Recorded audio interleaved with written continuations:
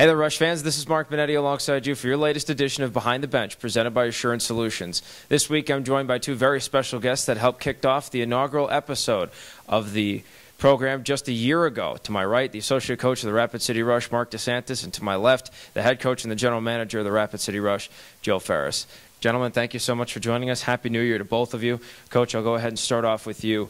We're all nearing the halfway point of the season. Tonight against Tulsa, it'll be 34 games in the books, but by the end of the week, we'll have 36 out of 72 games. So give us your assessment on how the previous 33 games have gone. Well, we started out very well there with the healthy lineup, and you know, playing against Colorado, a team that's been established in the ECHL, was a real good starting point for us. Then we stumbled in the skid there that we had there, playing some real good hockey, unfortunately not getting the wins, and you know, we've been ravaged by injuries all year long again on this road trip. But you know, I'm very happy with the compete level and how hard the guys are working, and the younger players that have really progressed over the short 33 games into the season. But I see a very bright future here for the Rapid City Rush and all these players. Coach DeSantis, I'll turn to you. A lot of the injuries, unfortunately, have been on the defensive side of things, too, and especially on the road most recently, you've been running 5 defense. What challenges has that presented, and how do you think the team's handled it? Pretty good. You know, it's tough with playing 3 games in 3 nights, or it's real tough on those guys back there, but we try to keep things simple and keep our shifts short. You know, 30-second shifts, get on and off, stay fresh, obviously drink a lot of water and stay hydrated. Coach Ferris, I'll turn back to you. A lot of transactions to start off the season, all teams in a flurry to bring in players and then drop them in training camp. And then as the season's gone on, there have been trades for futures and swaps here and there. What do you think for you personally has been the biggest transaction you've had so far in the season? Well, the biggest one, you know, there's been so many. I think the biggest thing that we've really had to look to is getting younger. You know, we had such a short training camp, Mark. I think it was only 3 or 4 days, and we're right into the games there. And when all the you know, us being an expansion team in the ECHL happened, you know, there's a lot of players that fell into the veteran rule, the developmental rule, and, you know, our goal has always been to try to get a younger, bigger hockey club. And, you know, when you have guys that have experience in the ECHL, you know that they could play here. It's a lot quicker hockey game. It's not, I don't know about the physicality side of it. I think it's more between the whistles physicality, and you know, that's the one thing we had to adapt to. But I think the biggest thing is getting guys in and getting adjusted to playing with new players and coming from all different teams. But I think when you look at you know, even this past week, you bring in 2 young kids from the SPHL that have Division I experience, how they can make an impact on your hockey club.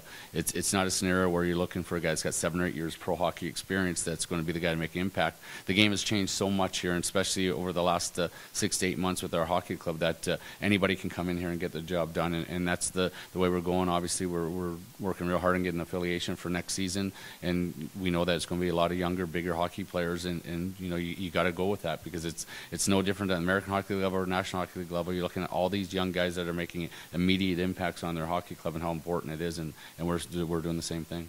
We'll go ahead and take a quick break. We'll be back with your second half of Behind the Bench after a word from our sponsor. My job at Assurant involves keeping our customers informed at a time when they need us the most. I care about doing a good job for my company, but mostly I care about the people I serve. I've found the same spirit of caring in a lot of my coworkers at Assurant. In the communities where we operate, we get involved with outreach groups and local charities. The same teams that are so good at helping our customers are also hard at work helping out in our neighborhoods. I think if I had to tell somebody one thing about Assurant, I'd say we care.